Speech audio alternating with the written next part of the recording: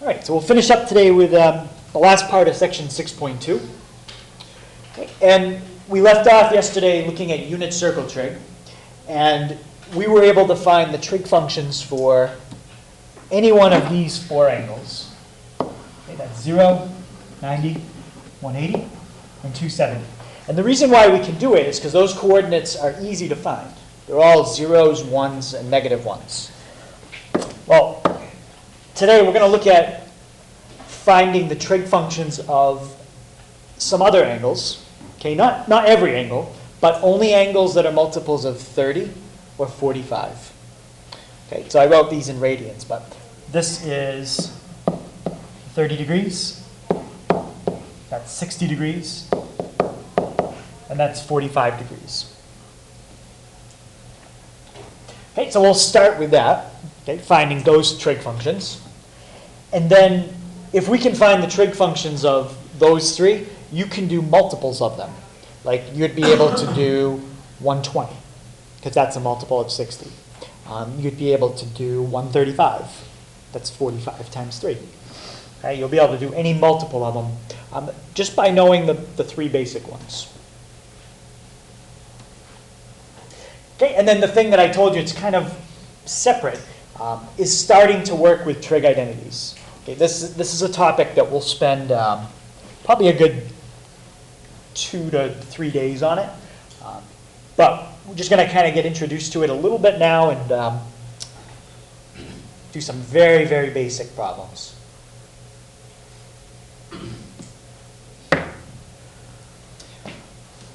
All right, so what I've done first is I just drew the unit circle.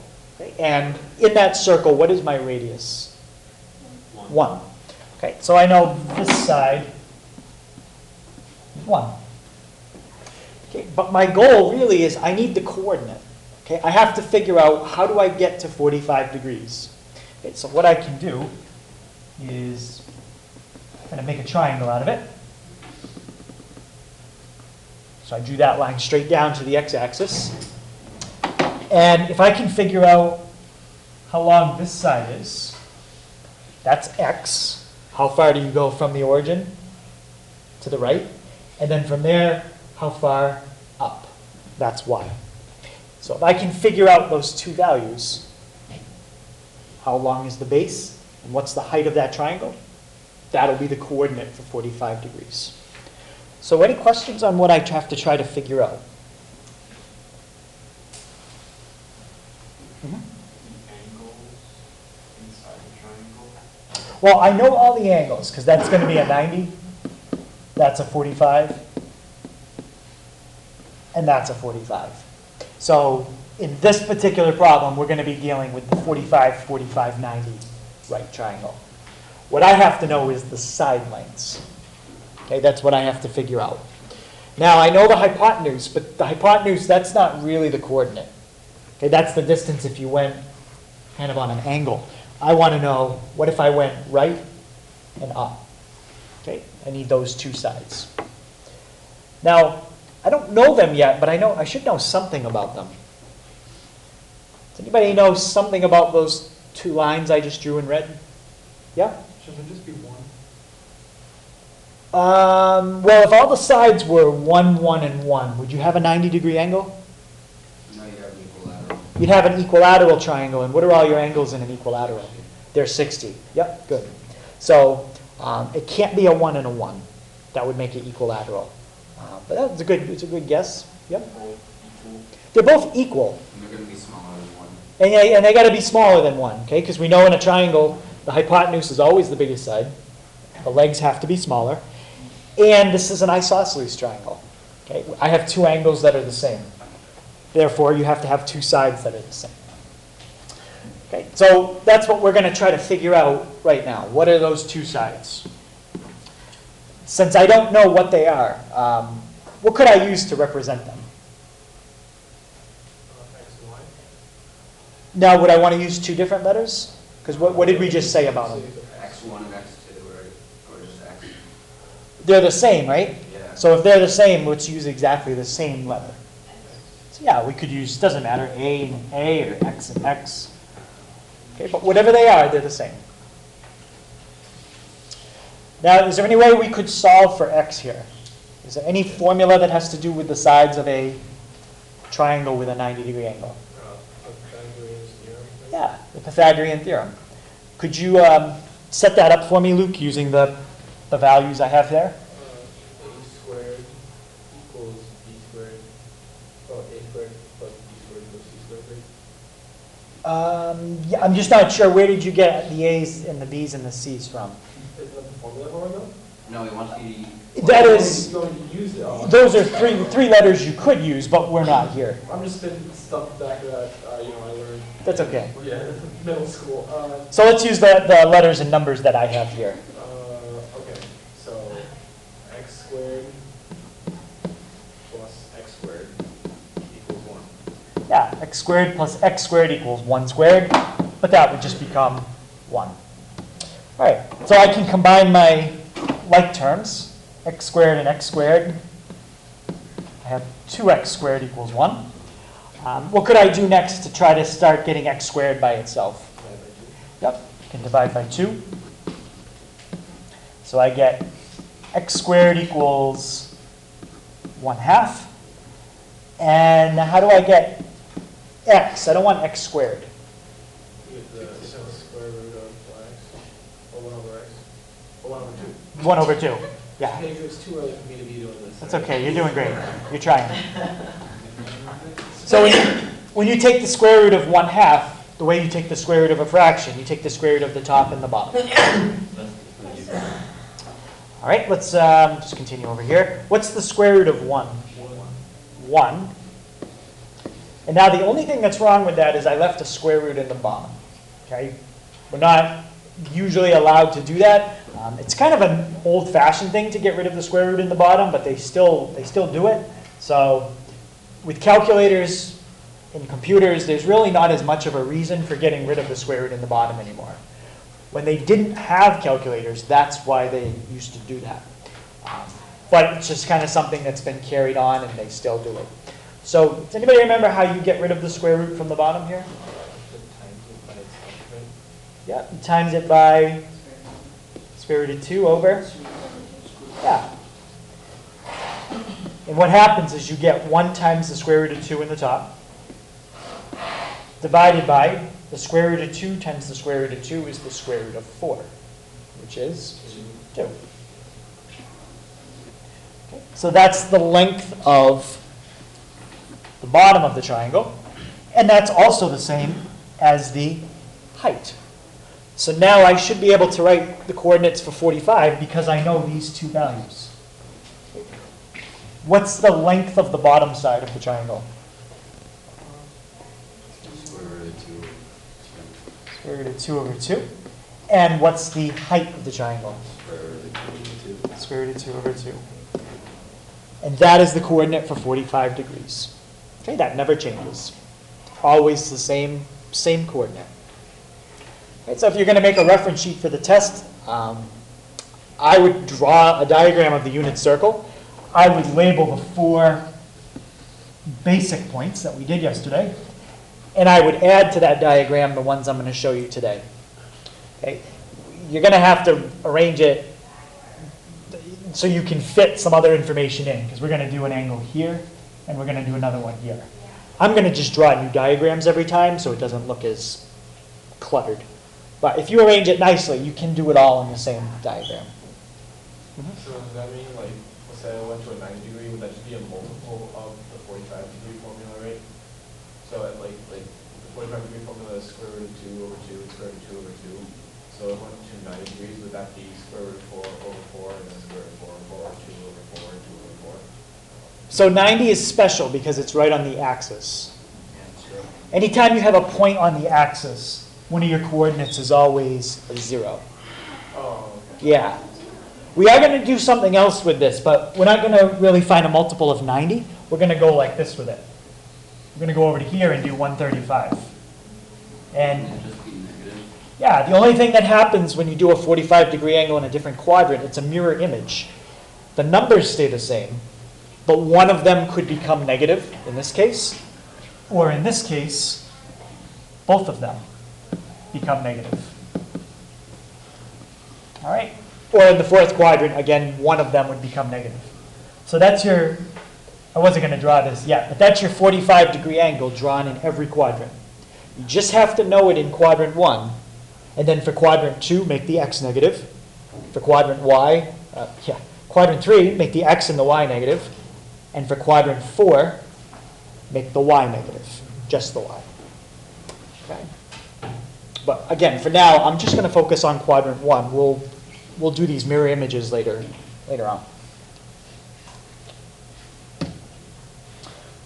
All right, so we've got the coordinates for 45. The other two triangles that I want to find coordinates for are the 30 and the 60. Now, let's look carefully at the 30, 60, 90. There's your 90. There's your 90. This is your 30. And this is your 60. Okay, I'm just focusing on the triangle at the bottom. How does that compare to the triangle that's standing upright? It's the same triangle. It's just been stood upright. So it's like the 30 and the 60 switch places. So what that's going to mean is once we get the coordinates for one of these, all we have to do is switch the x and the y, and it's the coordinates for the other one. Okay? These are exactly the same triangle, just standing up or laying it kind of on its side. All right, so let's look at the 30, 60, 90. Is there any side in this triangle that I know the length of? Yeah. But I do know the hypotenuse. How much is that? It's 1 because it's the radius.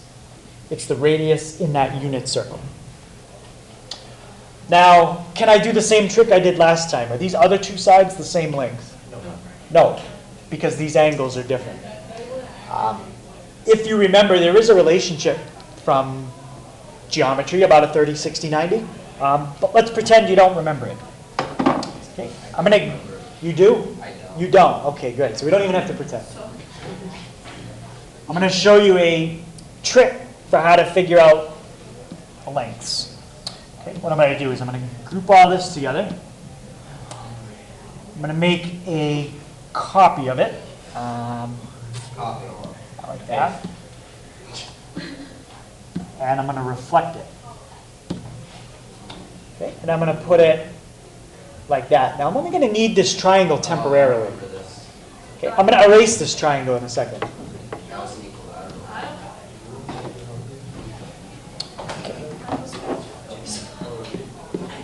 Okay, what did I just create? Yeah. This is 60. This is 60. This is 60. So if it's an equilateral triangle, what does that mean about all the sides?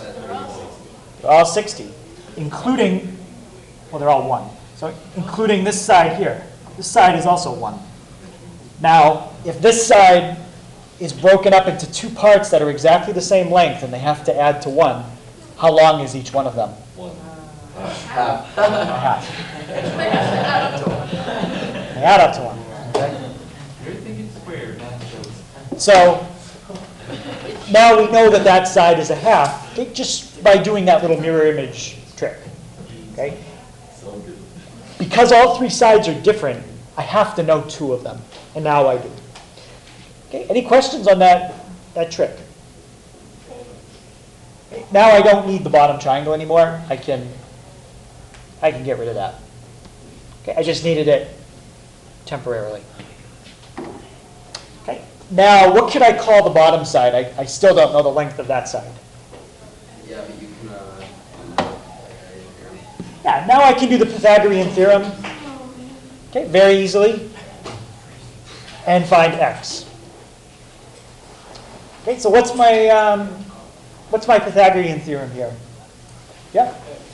1/2 squared plus x squared equals 1. 1/2 squared plus x squared equals 1 squared. A half squared is a quarter. All right. What would I do next? Minus a quarter. What's 1 minus a quarter? 0.75 or 3/4. Take the square root.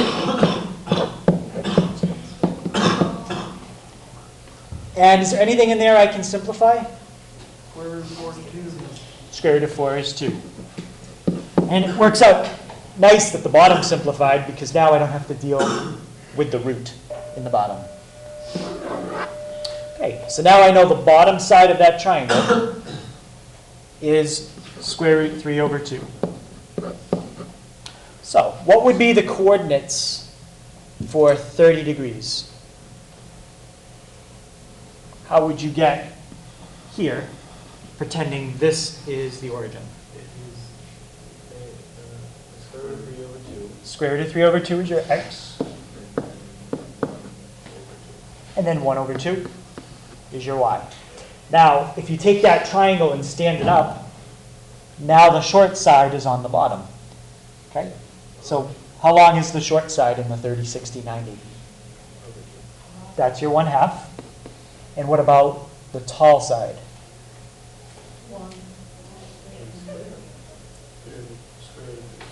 Square root of 3 over 2. Okay, so that's your coordinates for a 30 and a 60. Okay, and the way you can remember, it's always the three numbers you really have to remember are root 2 over 2, root 3 over 2, and 1/2. Okay, the root 2 over 2s, that has to do with the 45-degree angle problems. The root 3 over 2 and the 1/2 have to do with the 30s and the 60s. But you have to put them in the right spot. 1/2 is a smaller number than root 3 over 2. Just like 30 is a smaller angle than 60. So the small side is always across from the small angle.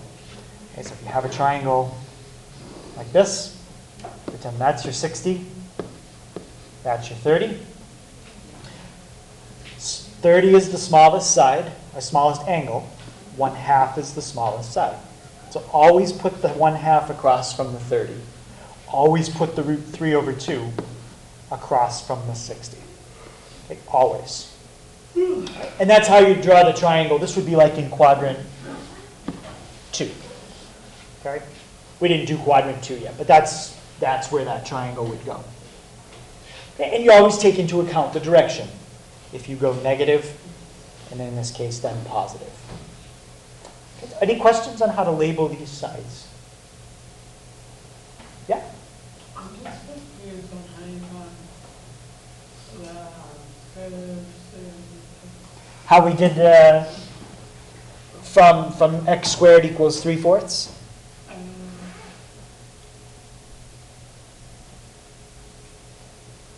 I'll look at the base tonight. I'll be able to figure it So basically, we just used the Pythagorean Theorem.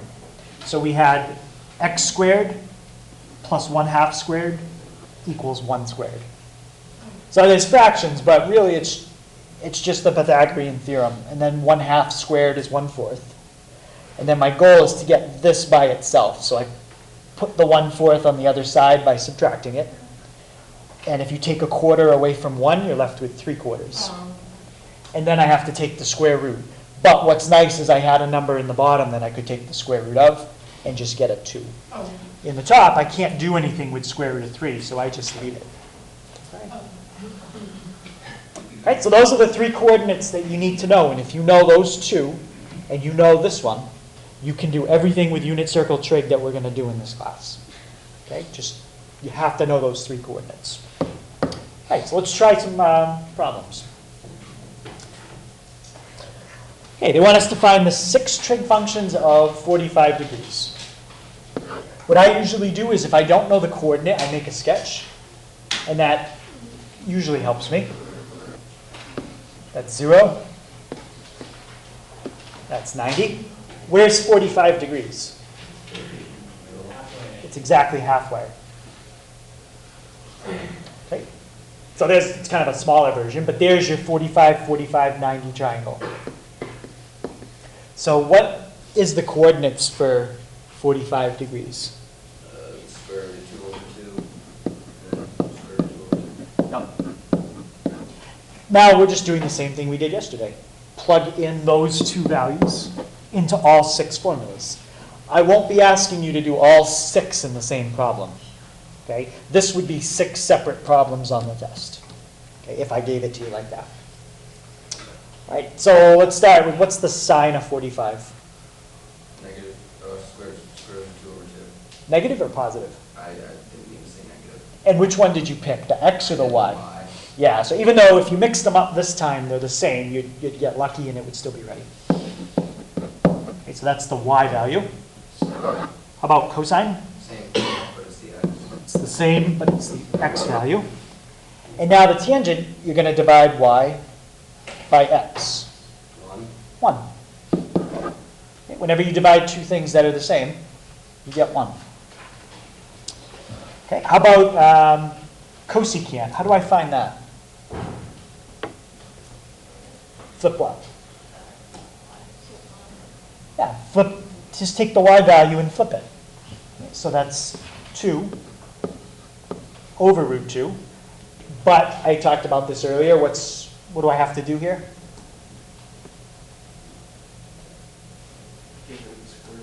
Yep. Get rid of the square root on the bottom.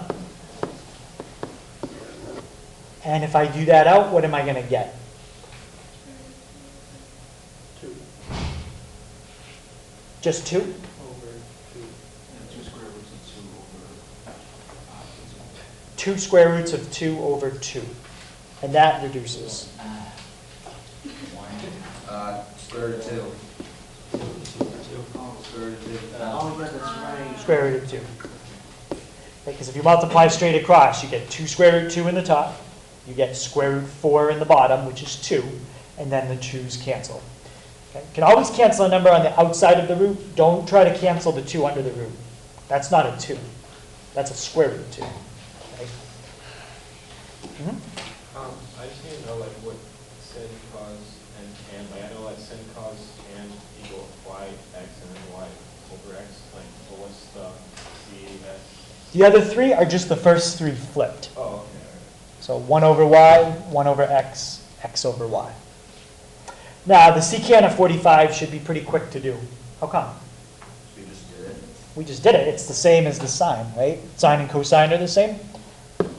So those two are the same. And now, what about my cotangent? 1. Okay, because you flip 1, you get 1. So those are your 6 trig functions for 45 degrees. As I said, 6 separate problems on the test if I asked you for something like that. Okay, we'll practice doing all 6 for a little bit, but then I think what I might do is just do like the first 3 and leave flipping them to you. All right, so let's find the 6 trig functions of 30. Okay, what do I need to know first? Yeah, I got to know the x and the y. Okay, so if I'm not sure what they are, make a sketch. And if you draw it kind of to scale, you'll be able to figure out your coordinates. 30 is closer to 0. It's not halfway. Okay, 45 would be halfway. 30 is a little closer to 0. There's my triangle. How long is my long side? And short side? 1/2. That's my short angle, small angle. That's my bigger angle. Okay, so what's the coordinates for 30?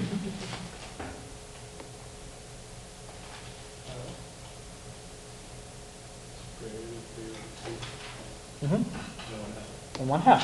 X is square root of 3 over 2. Y is 1/2. Okay, so my sine is cosine?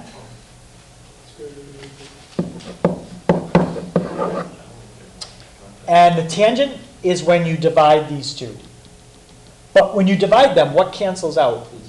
Yeah, we have the same denominator. So you're left with 1 divided by square root of 3. If you don't like to cancel it that way, some people do it this way. They take what's in the bottom, they flip it, multiply by the reciprocal, but it's the same thing. 1 over the square root of 3.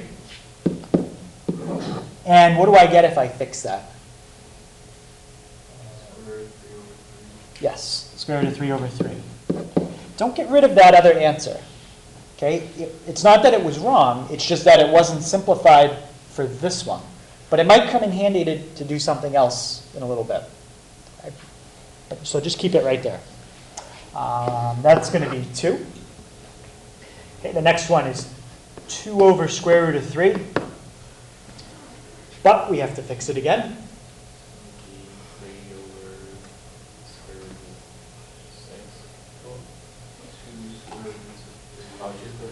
of 6. Yep, 2 square roots of 3 over 3. And now to get your cotangent, you have a choice of 2 things you could flip. You could flip what I just circled in red or what I circled in black. They're equal. They're the same thing. Which one is quicker to flip? Yeah, why is this one better to flip? Square root of 3. Well, the answer is square root of 3. Yeah, if you flip it, the square root goes right to the top and you're done. If you flip the other one, it's not wrong, but then you're going to have to go through and fix it all over again and just end up with that anyway. Right, so sometimes the work you do to get the final answer for something else, it helps you later on. Okay, so there's my 6 trig functions of 30. And this one, they're doing a little different. They're giving it to me in radians. So first thing I would do is if radians confuse you, get rid of them. Okay? Change it to degrees and then do the problem. You're going to get the same answer. All right, so let's just practice that. What do you multiply this by to change it to degrees? 180 over pi. What's 180 divided by 3? 60. So I'm asking for the 6 trig functions of 60 degrees. Okay, so again, if I wasn't sure, I know it's a 1/2 and I know it's a root 3 over 2, but if I don't remember which one's which, draw your triangle. Put 60 closer to 90. Okay, it's more than halfway. Draw your line. My short side is the base. How long is the short side? 1/2. And my height, or my y, is the tall side. Square root of 3 over 2.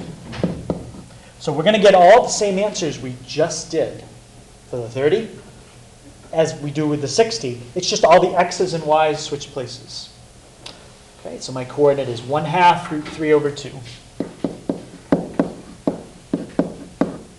So what is my sine this time? Square root of 3 over 2. Cosine? 1/2. And my tangent. Just imagine dividing these two. The 2's cancel. And you're just left with square root of 3. So it'd be the reverse of the last one. Yes. Yep. Does anybody need me to go through and flip them all? We just flipped them all in the last problem. They're just in different spots. No? Okay. Well, I'll flip this one. This one's quick. I mean, they're all quick to flip if you know just how to flip them. After a while, you don't even do the arithmetic in your head to get rid of the square root in the bottom. You just have it memorized. If you flip square root of 3, it's square root of 3 over 3. Okay. But yeah, go ahead and compare that to the last problem. And you will see all the same answers, just in different spots. Okay, that's what's nice about the 30 and the 60. All right, so now we'll look at a angle in a different quadrant. Okay, so now we've got to be careful about having negatives. Okay, first thing I want to figure out is, does this problem have something to do with the 30, 60, 90 triangle, or something to do with the 45, 45, 90? Yeah, so to figure that out, look at this number and ask yourself, is that a multiple of 30 or 45? It's not a multiple of 30. Okay? Multiples of 30 have to end in a 0. Okay, so it must be a multiple of 45. That's 90. That's 180. 0. 270. Okay, where's 135? Closer to 90, closer to 180, or exactly halfway? Right in the middle, because it's a 45. Okay, so I've got my 45, 45, 90. That means this side is root 2 over 2. This side is root 2 over 2. But when I write the coordinate, what do I have to be careful? x is negative. Because we went left. What about y? Positive, because you went up. And now you do exactly the same thing, just with a negative. Okay, so what's my sine?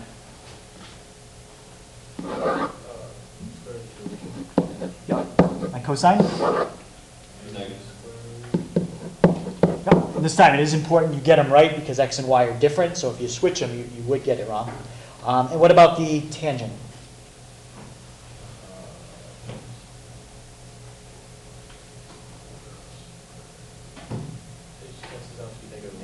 Yeah. Tangent is y divided by x. You're dividing two things that are the same, except one is a negative. Okay, so that's -1. And this time they only asked for the first three. Sine, cosine, tangent. Okay, any questions on that one?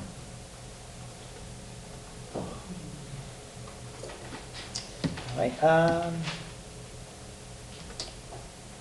Let's convert this to degrees, and let's see if we can just get the coordinate. And then I'll leave finding everything to you. 7 pi over 6. Okay. What might you want to do with that first? Yeah, convert it so then you can draw a picture and see where it is. So multiply by 180 over pi. 6 goes into itself once. 6 times what is 180? 30. And what's 7 times 30? 210. So, I mean, we just did 7 times 30, but is this angle a multiple of 30 or a multiple of 45? 30. Yeah, 30. It's 30 times 7. All right, so it's going to have something to do with a 1/2 and a √3 over 2. I just have to see where it is. Here's 180. Here's 270, 90, 0. Where's 210? Nick? Between 180 and 270, when it's closer to 180. Yep, I was just going to ask you, closer to 180, closer to 270, or right in the middle? Those are always your three choices. This is closer to 180. So draw your triangle. This is my short side. I mean, I can just tell looking at it. This is my long side. How long is the longer side? What number? Number 2. And how about the short side? That's a 1/2. But when you write the coordinate, make sure we take into account we went left and then down. So both of those numbers should be negative. So the coordinate is -√3 over 2, -1/2. And now just plug it in like you always do. That's your x, that's your y. Any questions on that? So now there's 16 points I could ask you about to do unit circle trig with. Okay, there's these 4, the basic ones. Those are the coordinates that have a 0 in them. Then there's the 45, the 30, and the 60. And you can mirror those to any quadrant, those 3. So those are the 16 points I can ask you about with unit circle trig. And for those 16 points, I can ask you any one of the 6 functions. I could say, what's the sine, what's the cosine, and so on. I'm not going to ask you again for all 6 in the same problem. I'm not even going to ask you for 3. I'm going to ask you for 1 per problem. Like, what's the tangent of 210? What's the secant of 135? Those are the kinds of problems you'll see on the test. Are you going to ask us for any like angles or like triangles smaller than that? So like 15 degrees or like, I don't know. Like other angles? Yeah. Yes. So if we have an angle that's not a multiple of 30 or 45, then you just use the calculator. Okay. And you just have to know that when you look at the angle, 42 is not a multiple of 30 and it's not a multiple of 45. Right? So I'm just going to show you how you type it in. If you don't have your calculator, that's fine. It's really not that difficult of a thing. The biggest thing is just make sure you're in the right mode. So for example, 6a, what mode do they tell me to be in? Yeah. Look at the angle. It's degrees. So I'm going to switch to degrees. Okay, and all you do is press sine 42. Okay. And if I ask for the cosine, that's how you do it. And that's how you do the tangent. How you switch to like normal? Mode, and then you can go back to radians. If they ask a problem about radians. That's the first time I've ever seen someone like switch to calculator mode. Yep. Yeah, It's magical. that's all you do. We could get yelled at if we did that number too. Okay, so there's your sine. I'm not going to write it. I'll just use the screen here. The sine, the cosine, and the tangent. Now, do you have buttons on the calculator that say CSC, SEC, or COT? No. So if we were doing this like we did before, if you had this value, Just put it on one. yeah, you just flip it. Yeah, put one over. What's the negative one? That's inverse sine. We won't look at that this week. But that's a good question, but it's just something else. So if you have the value on the left, flip it to get the value on the right. That's the only way to do these other three on the calculator. If you want it exact, you could just do 1 divided by sine 42. Okay, that's your cosecant. So it's 1.49. The secant, how would I type that one in? Yep, 1 divided by the cosine value. That's 1.35. And lastly, the cotangent. You do 1 divided by tangent. Okay, 1.11. So these problems you will round, okay, and it'll tell you round to 2 decimal places, and just make sure you round properly. So this would be 0.67, 0.74, and 0.90 if you follow the directions.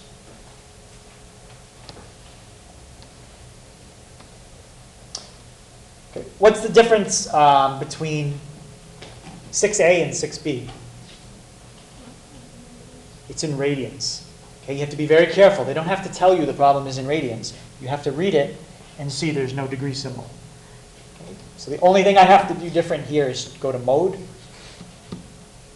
put it on radians, and that's it. And now type in the same problem. So sine of 10 radians, negative 0.54. Okay, if you want the cosine of 10 radians, negative 0.84. Okay, so any questions on how to type it in on the calculator? All right, so now I want to show you something here. Let's take 42. This is the sine of 42, and I'm going to do it in degrees. Any questions on that? Now, what number did I say you could add to an angle on the unit circle? It brings you right back to where you started. So let's take the sine of 42, and I'm going to add 360. Now, since it's exactly the same angle, and it brings me right back to where I started, what do you think I'm going to get when I hit enter? I get the same thing. Okay? And I could take the sine of 42 plus, what if you went around twice? How many degrees is that? Okay, you go around twice. Now, what's that? What if you subtracted? Excellent question. So now instead of going around clockwise or counterclockwise one way, we're going clockwise. And you get this you get the same thing. And I could do exactly the same thing with cosine as well. All right, so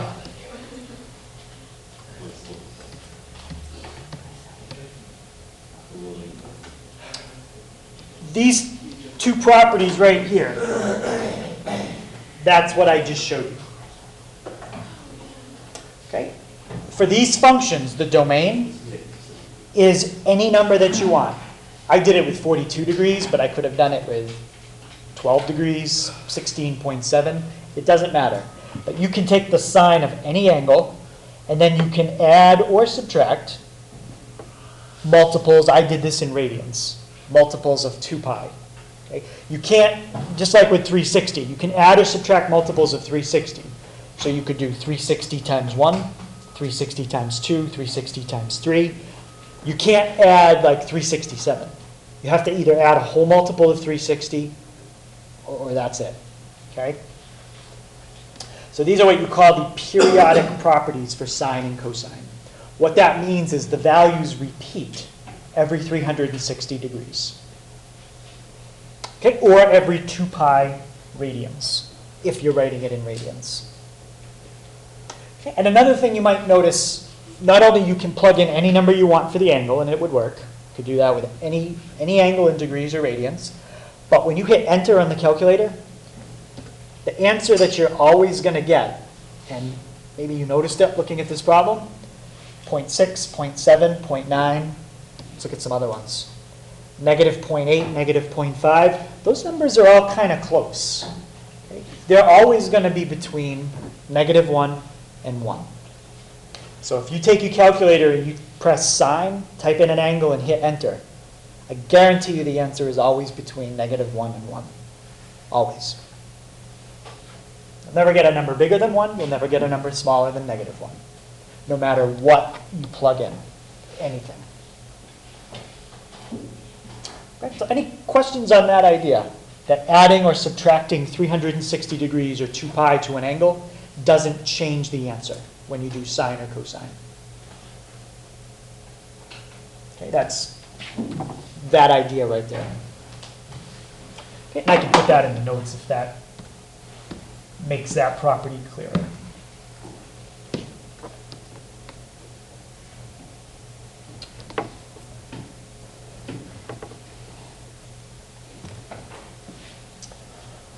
All right, so the very last thing we're going to do, we're not going to spend, I guarantee you, not more than 10 minutes on it, has to do with what we did in example 6. We didn't have buttons for the cosecant, the secant, and the cotangent. But we saw that if you take the sine and flip it, it'll give you the cosecant. If you take the cosine and flip it, you get the secant, and so on. Well, there's a name for what we just did. Okay? And those are called reciprocal identities. So these identities I'm going to give you, we're going to look back at them a lot. So you might want to put these on like a page where you can write like reciprocal, where you can write trig identities at the top. And we're going to have several types. So it's, if you can put it like on a fresh page, something you can flip back to a lot, it'll be handy to have all these in the same spot. It's up to you, however you want to do it. Okay, so here's the 3 that we just did in the last problem. Okay, if you flip the sine, you get the cosecant. If you flip the cosine, you get the secant. And if you flip the tangent, you get the cotangent. Now, I just said if you flip the sine, you get the cosecant. What do you think would happen if you then took the cosecant and flipped it? What would it turn back into? It would turn back into sine. So it's like bouncing back and forth. Flipping the cosine gives you the secant. What if you flip the secant? What does it turn back into? Cosine. And if you flip the tangent, you get cotangent. What if you then flip the cotangent? It would change back to tangent. So even though this looks like 6 different formulas, the 3 on the right are repeats of 3 on the left. This formula and this formula are the same formula, just rearranged. Okay, so there's really 3 unique reciprocal identities here. This one, and that one.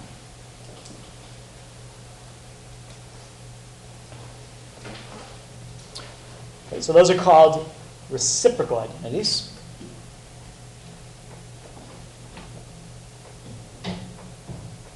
Does everyone have the reciprocal? All right. Okay, so I just gave you all of these. Next type, I think you already know this one. Okay, if you looked carefully at what we did with unit circle trig. What letter was sine? Y. What letter was cosine? And what was tangent? Y over x. What did you just tell me y was earlier? Y is sine. And what's x? Cosine. So what does that mean about tangent? It's the same as what? Tangent is really the same as sine over cosine. And that's another identity.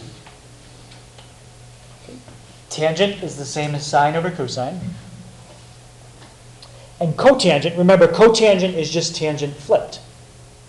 So if you go back in the unit circle trig, cotangent was x over y. Okay? Cosine is x, sine is y. Yeah.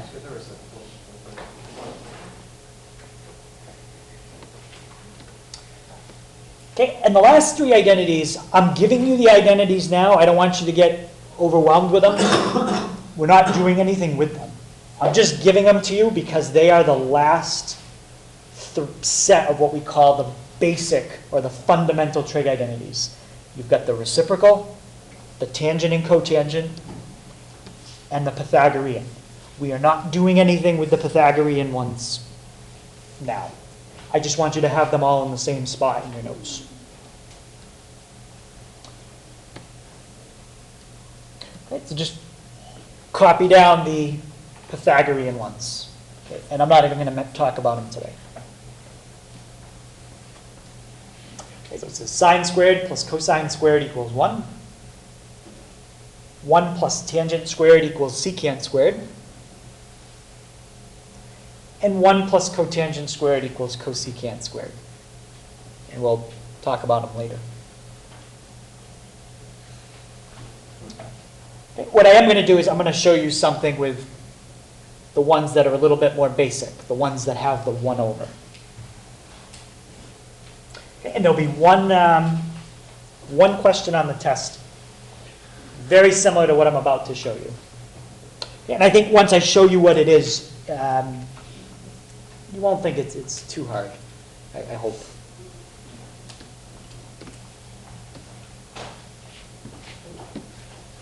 Can you go down a little bit on the left one? Okay, so the whole goal and what we're going to spend a lot of time with on trig identities, and now we're just going to do one, maybe two very, very simple problems like this, is you take something that looks kind of complicated and you simplify it, make it look simpler. Okay? So in example 7, what they're asking me to do is multiply the cosecant times the tangent. Well, I'm going to look back at the reciprocal and the tangent and cotangent identities, and I'm going to see if I have a formula for rewriting these. And I'm going to hope when I rewrite them, somehow something cancels out. Okay? I want to try to rewrite this using sine or cosine. Does anybody see how you can rewrite cosecant just using sine or cosine? And it's probably going to be a fraction. Yep, cosecant is the same as 1 over sine times. Now, does anybody else see how you can rewrite tangent just with sines over cosines? I know there's a couple ways you can rewrite it, but I want the way that has sines and cosines in it. Sine over cosine. Now, what you have here is basically something like this. You're multiplying two fractions together and you have the same thing in the top and the bottom. So what happens? Yeah, if you're doing it with numbers, you would cancel. you're doing it with trig functions, the sines cancel, and you are left with 1 over cosine, which is equivalent to what? Secant. That's how the problem on the test will be. Very similar to that. Okay. Let's try this one, and you know what? Let's do 9, because 8. If you try 8 on your own, it's almost the same thing as 7. Let's try 9. Does everybody have 7? I want to delete it so I can get the list back up so you can see it.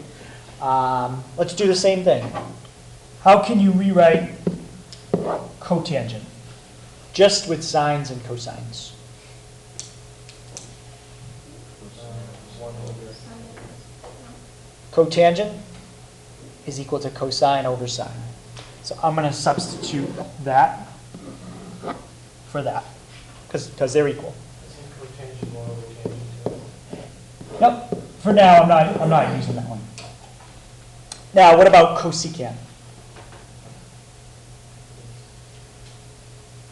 What's this the same as? Yeah. Cosecant is the same as 1 over sine.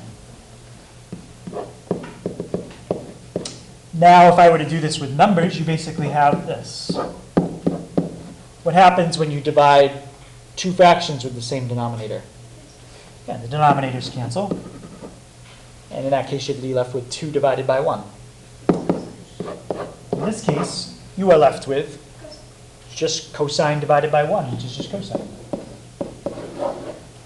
Okay, so basically, if somebody asked you to take, or you had a problem and it said to take the cotangent and divide by the cosecant, it's a lot simpler, and it's the same thing as you just took the cosine. Right? And the reason why we do this ties in with calculus. It's a lot easier for me to do something with this than it is with that. And they're the same thing. So why not use the simpler version? That's why we do it. Okay, we're going to spend another probably 2 or 3 days on this. Probably not the next topic, but it'll be coming up. But on the test, I'm not going to give you anything more complicated than what I just showed you right here. Okay, it'll be something like example 7 or 9. And that's it.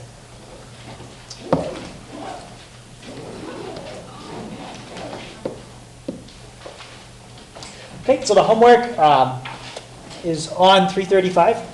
It's 13 to 16. 21 to 24. 29 to 32. 37, 39, 45, 46, 55, and 56. And you know what? Instead of doing this one, do the example we skipped in the notes. If you need to go back and look at it, it's secant times cosine.